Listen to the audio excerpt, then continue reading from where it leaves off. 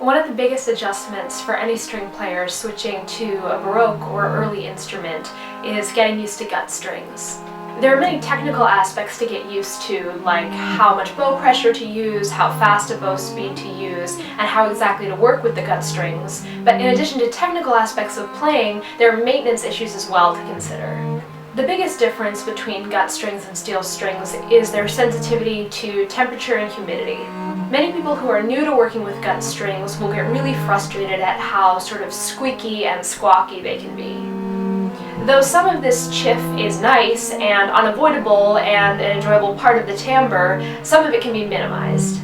Though generally we like this more raw, edgy sound we get from gut strings, not all of that extra sound is necessary. Depending on the climate you live in, you're going to have a more favorable or less favorable environment for your strings.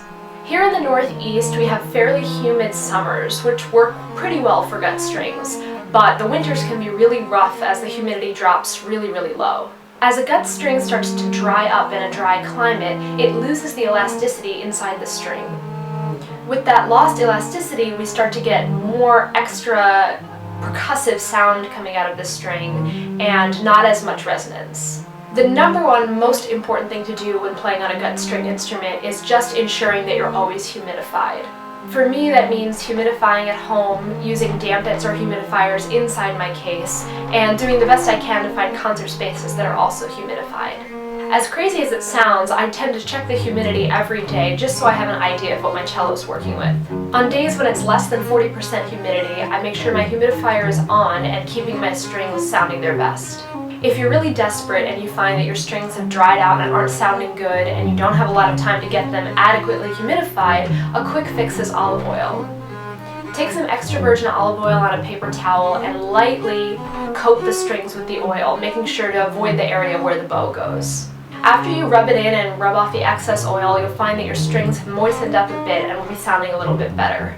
It's a temporary fix, but it's good to know. Another thing to consider about gut strings is how often they need to be retuned. Just the difference between going outside and coming inside again can make a huge difference in the tuning of your strings. It's good to get in the habit of retuning your instrument regularly and always checking the tuning, and also just getting good practice of working with the pegs. For cellists, we have the luxury of using fine tuners on our modern instruments, and we have to get used to cranking large pegs when we're getting on a baroque instrument.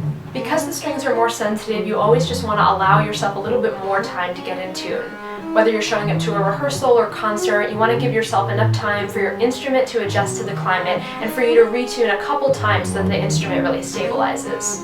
We can't always control the environment of the concert hall, but we can do the best we can to keep a stable environment for our instruments at home and when we're traveling with them. If you're looking to try gut strings for the first time, what you're going to get for your instrument are open gut strings on the top two and silver wound strings on the bottom.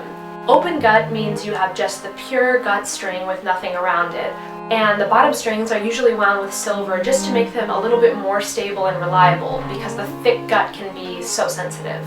Silver gut strings are a little bit easier to find online through major retailers, but open gut strings usually have to be bought directly from the maker. If you're looking to try gut strings for the first time, you can put them on your modern instrument as an intermediate step before getting a fully baroque instrument. I'll leave some info in the description of the video about the strings I use and why I like them so much. Playing on gut strings is definitely a little bit more difficult and fussy than playing with steel strings, but almost everybody who does it would argue that it's worth it. Leave your questions about playing on gut strings in the comments, or feel free to offer your advice.